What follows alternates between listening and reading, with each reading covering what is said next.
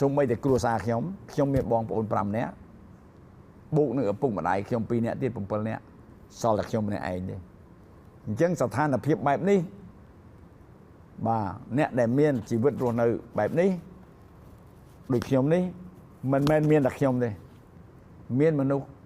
ដទៃផ្សេងទៀតបាទក៏ដូចខ្ញុំដែរបើគ្មានការធ្វើបដិកម្មដោយឈាមឆ្អឹងបាទរបស់យុទ្ធជនយុទ្ធនារីនិងប្រជាជនកម្ពុជាស្នេហាជាតិទេក្រោមការដឹកនាំរបស់រណសេរីសាមគ្គីសង្គ្រោះជាតិកម្ពុជានិងអិសរាជជនដទៃផ្សេងទៀតបាទគឺថ្ងៃនេះខ្ញុំគិតថាប្រហែលអត់ផងក៏មិនដឹងបាទអត់មានថ្ងៃនេះផងក៏មិនដឹងបាទដូចខ្ញុំបានបញ្ជាក់ខាងដើមអញ្ចឹងខ្ញុំសល់តែម្នាក់ឯងទេមកពូជអញ្ចឹងគឺសូមផ្ដាំផ្ញើទៅកុំភ្លេចនៅកម្ពុជាមានរបបបល្ល័ង្កពូជសាសន៍បាទហើយទី2កុំភ្លេចថាសន្តិភាពនិងសង្គ្រាមដោយសារតែការចាប់ផ្ដើមនៃរដ្ឋបហាយោធាឆ្នាំ1970ខ្មែរកើតសង្គ្រាមខ្មែរបានបែកបាក់ប្រទេសរាជបងនិងប្អូនខ្លាចជាខ្មាំងសត្រូវជាមួយគ្នា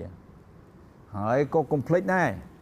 ថាសន្តិភាពដែលយើងបានមកដល់សប្តាហ៍ថ្ងៃនេះគឺជាសន្តិភាពដែលបានមកដល់នយោបាយឈ្នះគឺជាកតិបណ្ឌិតរបស់សម្ដេចតេជោបាទពីព្រោះអីសម្ដេចបានមើលឃើញយ៉ាងច្បាស់ថាខ្មែរដែលកាន់កំភ្លើងបាញ់គ្នាសម្រាប់គ្នាហ្នឹងសិតតែជាជនរងគ្រោះ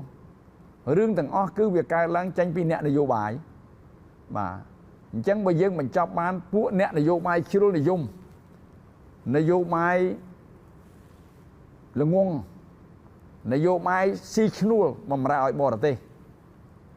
គឺខ្មែរអត់បានសុខទេអញ្ចឹងខ្មែរទាំងអស់គ្នាត្រូវចងចាំជាពិសេសគឺការជ្រើសរើសយកអ្នកដឹកនាំ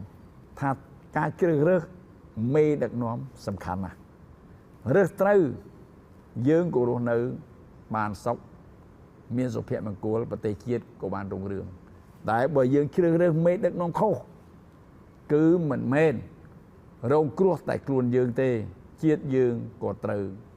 អាប់អោនដែរដូច្នេះហើយយើងខ្ញុំសូមឲ្យមនុស្សចំនួនក្រោយក្តីមនុស្សចាស់ក្តី